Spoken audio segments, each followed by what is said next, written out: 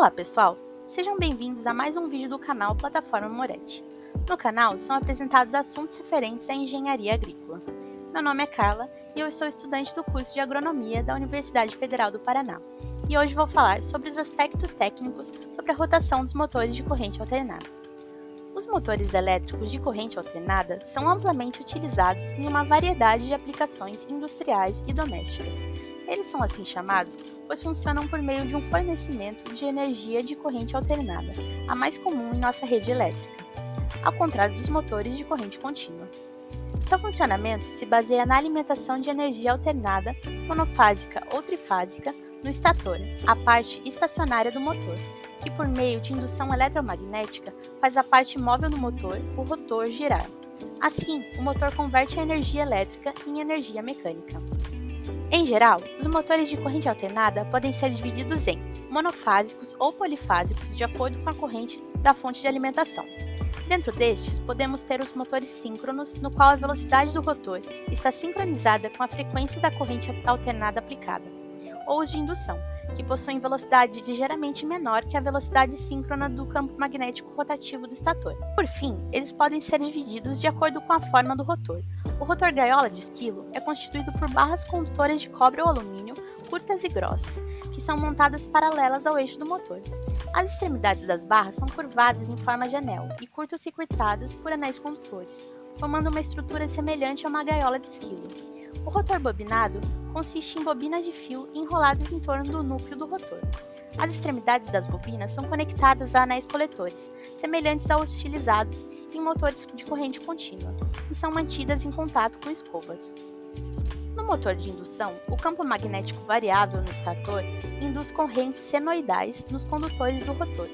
As correntes induzidas criam um campo magnético no rotor, que opõe ao campo indutor do estator. Como os polos semelhantes se repelem, então há uma força no sentido de giro no rotor.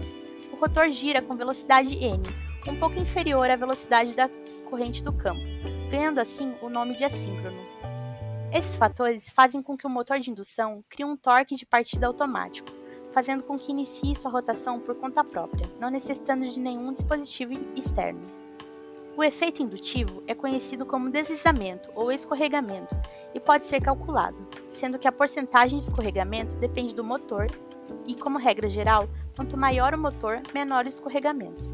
A plena carga, o escorregamento geralmente é igual ou menor a 5%. No exemplo, podemos observar o cálculo para o deslizamento ocorrido em um motor de indução assíncrono de 2 polos a 60 Hz de frequência de rotação e no motor de 3.400 RPM. O primeiro passo é calcular sua rotação síncrona por meio do número de polos e frequência da fonte de energia, resultando em 3.600 RPM.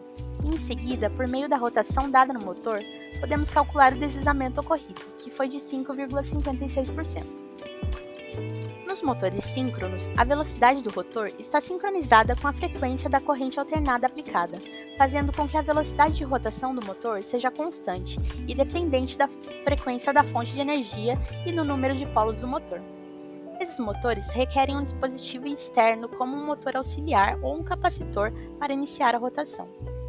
A rotação síncrona, ou seja, do campo magnético desses motores, pode ser calculada por meio da fórmula demonstrada, que aplicada aos exemplos abaixo, demonstra que em uma mesma frequência de 60 Hz é possível obter a rotação de 3.600 RPM com um motor de 2 polos, 1.800 com 4 polos e 1.200 com 6 polos. Neste outro exemplo, observamos que um mesmo motor de 4 polos apresenta rotações síncronas diferentes de acordo com a corrente de alimentação, sendo que ele apresenta a rotação de 1.800 RPM para a corrente mais comum no Brasil, de 60 Hz, e rotação inferior de 1.500 RPM para a corrente mais comum em outros países, como Argentina, Paraguai, entre outros. Na tabela, podemos ver a relação entre o número de polos e a frequência da corrente. Podemos observar que não existem tantas opções de rotação para cada frequência, assim como o número de polos do motor adquirido é fixo, e a frequência da concessionária ou unidade geradora também possui pouca variação, o que faz com que seja preciso, muitas vezes, adaptações para conseguir a rotação necessária para o trabalho desejado. Uma solução simples para esse problema é a transmissão de rotação por polias e correias. O tamanho das polias necessárias para a conversão pode ser calculado por meio da fórmula simplificada. Podemos observar que, ao diminuir o tamanho da roda movida, aumentamos o valor da rotação por minuto.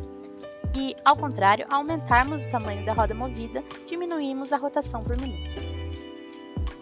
Podemos dar o exemplo de um motor trifásico de indução, assíncrono, que apresenta seu eixo de rotação de 1720 RPM e será acoplado em uma máquina que necessita de 800 RPM. Sabendo-se que o diâmetro da polia colocada no eixo do motor será 10 cm, determine o diâmetro da polia que se encontra no eixo da máquina. Por meio da aplicação da fórmula, podemos então determinar que a polia se encontra no eixo da máquina possui 21,5 cm.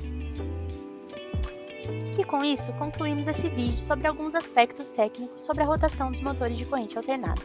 Obrigada e até a próxima!